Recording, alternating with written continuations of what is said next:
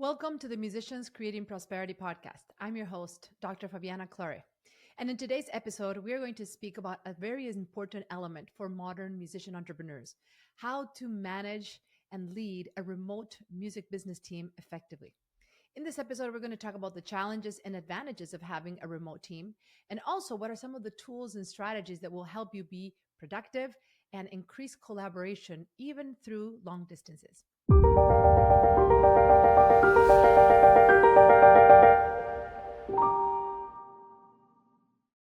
So the first thing is to really understand, why are we even in this era where the rise of the remote work has become pretty inevitable. You see, ever since the pandemic, our world has shifted to providing a lot more flexibility in creating cultures and teams and organizations.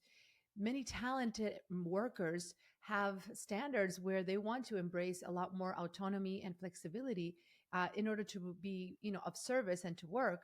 And they don't want to go physically to a place and have to be limiting themselves to transportation and rush hour traffic. And they just want to be able to serve through their knowledge like directly. And so there's a lot of global talent that right now will only work remotely.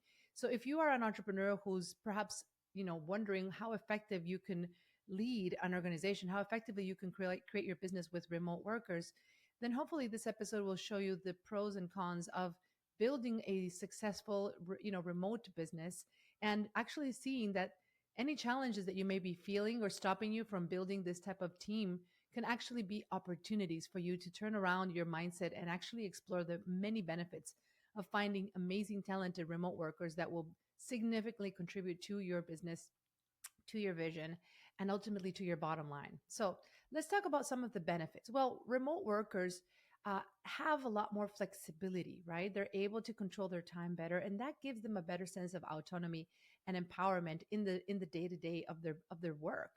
And the most important thing as an entrepreneur is to create an entrepreneurial organization. I truly believe that if you are an entrepreneur and you want to build a culture of leaders and team members who are going to have autonomy over their role and take leadership in what they do, you want to build intrapreneurs inside your entrepreneurial organization, meaning you want each team member to have ownership of their role, to have very clear expectations, and to be empowered to know that the success of their role, their earning potential is truly unlimited as long as they're inside your organization and being effective and contributing to your goals.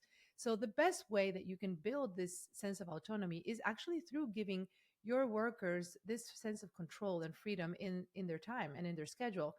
While there's always going to be some constraints, there's a lot of flexibility that remote workers enjoy that does not simply exist in the traditional physical worker needing to go to a specific place on a specific time.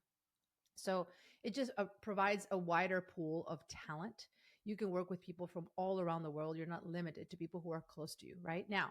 There are some challenges, of course. There's always going to be the issue of communication. How do you make sure that you set the right expectations, manage time zone differences, and make sure that you're able to keep a cohesive unity and culture of support inside your organization. And of course, you could do that a lot easier when you're working, physically next to your workers.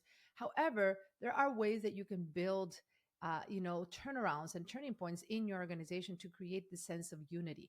One of the things that I like doing in my team is having like a shout out channel where we're supporting each other and encouraging each other. And whenever a team member recognizes that another team member has excelled in their role or has stepped out of their comfort zone to do something challenging, or has gone above and beyond what they were expected to do, then there is a culture of recognizing that extra effort and celebrating that extra effort. So really thinking about what are the ways that you can create a sense of collaboration, nurturing the relationships. There's just so many ways you can do it, but being intentional and not just letting those things happen accidentally, but actually creating the environment for your team to connect. Of course, it goes without saying that having daily meetings and having touch points with your team, not only through group meetings, but also one-on-one meetings, can help increase that relationship, that bonding, and that communication, right? And sense of belonging that is so important in any sort of, business. So as you're kind of putting your things in place and thinking about how do you create this bond in your business, one of the things we do is we have a calendar for all our team's birthdays, and we are always looking out for important milestones and just supporting each other through this process, right? And just finding ways to celebrate the wins and also to reach out when there's someone challenged, and having just any sort of extra need for support, to be available, right? So I think one of the best things you can do as a leader is to look at the channels of communication and make sure that your team knows that they can reach out to you directly, whether you have one person or 10 people on your team, however big your team is. It's important that you establish what is the chain of command and what is the communication channels that anyone in your team can use to get support whenever they need. One of the things that I'm always asking in our one-on-ones with my team members is, how can I support you better? What can I do as a leader to help you succeed in your role? And I think team members like to know that the CEO, the leader, is always looking for feedback to improve and willing to receive that feedback. I think in some corporations and as organizations get bigger and bigger and bigger, workers tend to feel that there's a bit of a barrier in that communication and that they cannot express. And so obviously this doesn't mean you have to incorporate all the feedback that you get. You also need to have a filter to be able to distinguish where is the productive feedback and what is just the toxic feedback, right?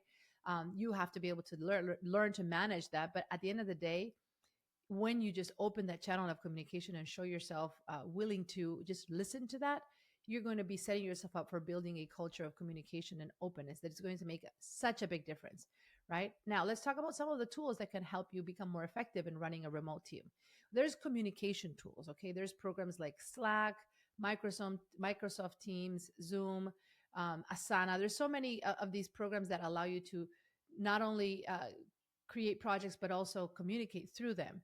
But you want to look at what is your best channel of communication. Definitely not emails. I would recommend you stay away from those. But just looking at ways where you know that there's a way where people can always look at this program throughout the day and answer questions. And there's this clear channel of communication, right? Slack is one that we use in our organization, and it's super, super helpful. Now, in addition to communication tools, there's also project management tools like Trello, ClickUp, Asana. We personally use ClickUp in our organization.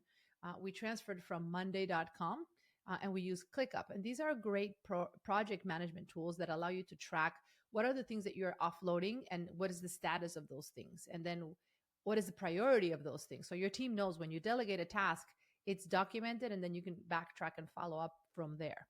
There's also collaboration tools, right? For collaboration work, you're going to consider maybe having a Google Workspace where there's like a drive and a hard drive, let's say in the cloud, where you can exchange files, go back and forth and save all of your data, right? Using Dropbox, Notion, something that would allow you to save documents in real time and exchange those. There's also time management tools. You want to look at things that maybe help you track your time, and then potentially tools that can help your team track their time, right? And when you think about those tools, there's so many, but the most important thing is when you are aware of how you're spending your time, then you can make improvements and optimize that. And sometimes the days go by and the weeks go by, and you let me know if this resonates with you. And you don't see any results in all the efforts that you're placing in your work. And you're thinking, what have I done wrong? What am I missing here? Right. So looking at, a productivity tool like Clockify or Timular are great examples of ways that you could track your time more effectively. So in managing these strategies for your remote team, I want to make sure that you also keep in mind that how you set expectations is going to matter. If you define the roles in your team with clarity and you set real expectations and deadlines, this is going to avoid confusion, right? And making sure that everyone knows kind of what's expected of them. I think sometimes as entrepreneurs, we can delegate a little too quickly and too lightly. And when you delegate effectively, you're going to want to make sure that you explain what is it that you want, why you want it. The more context you provide for the request that you have, the better your team will be able to fulfill those requests. So I want to encourage you to really think, okay, how do you delegate? What is the system that you use? And are you clear on the expectations? And when you're not seeing the expectations met, then you need to be able to say, what did I do wrong? How did I perhaps not set the right expectations? Having regular check-ins, absolutely. Want to make sure, again, having weekly meetings, one-on-ones, daily huddles, they don't have to be that long, but having a clear understanding of who needs to meet with you every single day. And not everyone needs to meet with you every single day, but deciding which are the members of your team that need to have those regular touch points with you. And then for those who don't meet with you, how can they meet with someone else on your team to keep that real clear communication channel, fostering a collaboration culture.